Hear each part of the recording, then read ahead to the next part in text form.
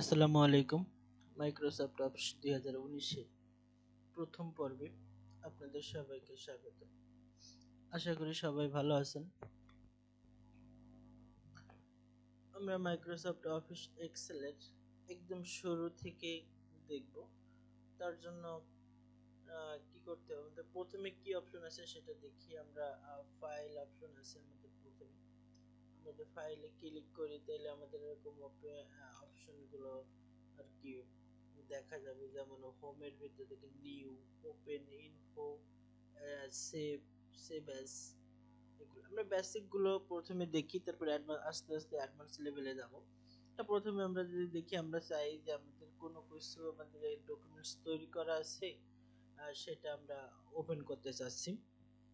তাইলে আপাতত কি করতে হবে, সেটা করার জন্য আমাদের কি করতে হবে, প্রথমে মাইক্রোসফট অফিস এটা ওপেন করি। আমরা ওপেন করার পরে ফাইল মেনুতে ক্লিক করি, এখান থেকে আমরা যাই কোথায়, ওপেন, ওপেনে যাব।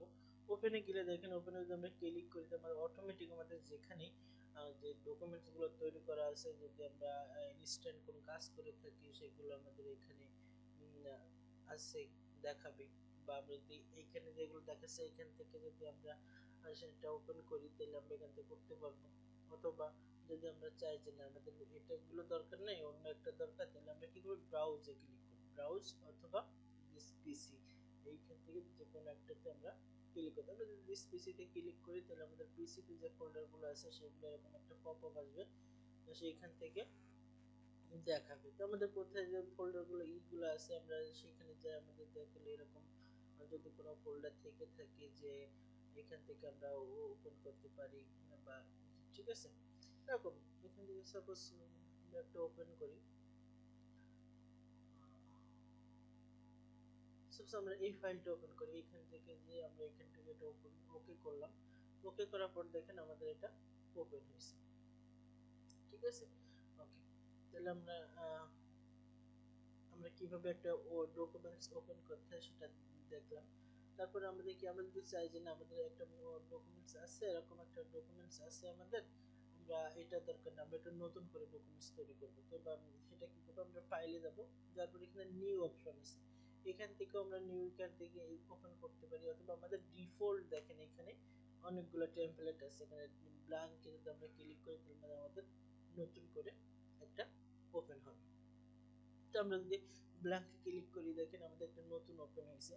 আমরা কিবোর্ড শর্টকাটের মাধ্যমেও করতে পারি। কিবোর্ড শর্টকাট নতুন যদি আমরা কোনো কিছু করি বা নতুন ডকুমেন্টস তৈরি করতে যাই, আমরা এমএস অডিও শিখছি, যেটা একই system, control plus N button চাপি, কিবোর্ডের কন্ট্রোল প্লাস এন বাটন যদি আমরা চাপি, তাইলে আমাদের মনে কর একটা নতুন করে ডকুমেন্টস ওপেন হবে। অপরদিকে আমরা যদি কোনো ডকুমেন্ট সেভ করা ডকুমেন্টস ওপেন করতে চাই, তাহলে কি করব, আমরা কিবোর্ড থেকে কন্ট্রোল প্লাস ও বাটন যদি প্রেস করি, তাহলে আমাদের ওই সরাসরি ওপেন বাটনে নিয়ে যাবে। ঠিক আছে, আশা করি বুঝতে পারছেন। তাহলে আমরা আরো একটু কাজ দেখি, আমরা ফাইলে যাই, তারপরে আমরা ওই ইনফো একটা বাটন আছে আমাদের, ইনফোতে যদি আমরা ক্লিক করি, তাহলে কি আমাদের এইরকম কিছু অপশন দেখাবে। এখান থেকে একটু অ্যাডভান্স লেভেলের আছে, কিন্তু এগুলো ভিতরে আছে। তারপর আমি প্রথমে যদি আপনাদের একটু দেখাই দিই, তাহলে হয়তো ভালো হয়। প্রোটেক্ট ওয়ার্ক বুক একটা অপশন আছে প্রথমে। সরি থাকুক, এগুলো আমরা করি, আমরা পরবর্তীতে শিখি, যেহেতু আগে বেসিকটা, তো আমরা বেসিকটা আগে শিখি। এখন দেখুন এটা আমরা সেভ করব, তাই না? এই ফাইলটা আমরা সেভ করতে চাই, তাহলে এই সেভ, এই প্রথমে যদি আমরা সেভ করতে চাই, তাহলে কি হবে, আমরা যদি প্রথমবার একদম নিউ কোনো ডকুমেন্টস তৈরি করছি সেই সময় সেভ করতে গেলে, এখান থেকে সেভ অ্যাজ অথবা সেভ যে কোনো একটা ক্লিক করলে আমাদের হবে। দেখেন আমি একদম নিউ একটা ডকুমেন্ট, সেজন্য আমাদের সেভে যদি আমি ক্লিক করি, সেভে ক্লিক করলে আমার এরকম আসবে। এখানে আমি কোথায় সেভ করবো, আমার ফোল্ডারগুলো দেখাবে। আর যদি আপনি অন্য কোনো ফোল্ডারে সেভ করতে চান, তাহলে কি করতে হবে, আমাদের আপনার ব্রাউজে ক্লিক করতে হবে। ব্রাউজে ক্লিক করলে এরকম দেখেন একটা পপআপ আসছে, সেভ অ্যাজ লেখা, এখানে একটা ব্রাউজ আসছে। এখান থেকে আপনি এই যে ফাইল নেমটা আপনি চেঞ্জ করতে পারেন। সাপোজ আমি একটা নেম দিলাম, এরকম একটা নেম দিয়ে আপনি কোন ফরম্যাটে এখান থেকে করতে চাচ্ছেন, আপনি যদি এক্সেল ওয়ার্কবুকে সেভ করতে চান, তাহলে এক্সেল ওয়ার্কবুক। আপনি যদি কোনো ভিপিও কোড ব্যবহার করে থাকেন, তাহলে এখান থেকে এক্সেল ম্যাক্রো এনাবল ওয়ার্কবুকে ব্যবহার করবেন। অথবা আপনার যদি কোনো 2003 এ ওপেন করতেছেন, আপনি যদি এই কাজটা করতেছেন, আপনি এই কাজ করার পরে আপনার হয়তো এমনটা হতে পারে যে আপনার এই কাজটা 2007 বা তারও কম ভার্সন, 2007-এর আগে, যেমন 2003, 1997, এরকম কোনো ভার্সনে আপনার এগুলা ওপেন করার প্রয়োজন হতে পারে। তখন আপনাকে কি করতে হবে?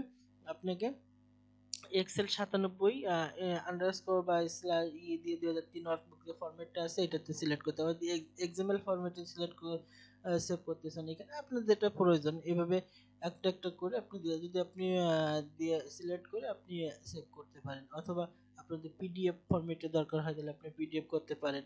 ঠিক আছে, এরকম তো আমি এক্সেল ওয়ার্কবুকে আমার থাক, আমার যেহেতু সব কোথাও ওপেন করার দরকার নাই, আমি সেটা এটা সিলেক্ট, এবার এখন আমি কোন ফোল্ডারে এটা সিলেক্ট সেভ করব সেটা হচ্ছে মেন বিষয়। আমি এখানে ডেস্কটপে, আমি এখানে ওই যে কোনো একটাতে আমি সেভ করতে পারি। আমি সাপোজ মনে করেন ডেস্কটপে সেভ করব, ডেস্কটপে সেভ করতে পারি। ক্লিক করে দিলাম, দেওয়ার পরে এখানে আমি সেভ বাটন দিলে সেভ হয়ে যাবে এরকম। ঠিক আছে, আশা করি বুঝতে পারছি। আচ্ছা, তারপর দেখেন একটা তাহলে আজ এ পর্যন্তই থাক। আমরা পরবর্তী ক্লাসে আমরা হোম রিবনে যে কি কি আছে সেগুলো দেখবো, একটু একটু বেসিক ধারণা দিলাম আপনাদের। তবে এখানে নিউ ওপেন এগুলো খুবই সচরাচর প্রতিদিনই ব্যবহার করা হয়, একটু ভালোভাবে দেখবেন। আর এটাই তা ঠিক আছে, ভালো থাকবেন সবাই, আল্লাহ হাফিজ।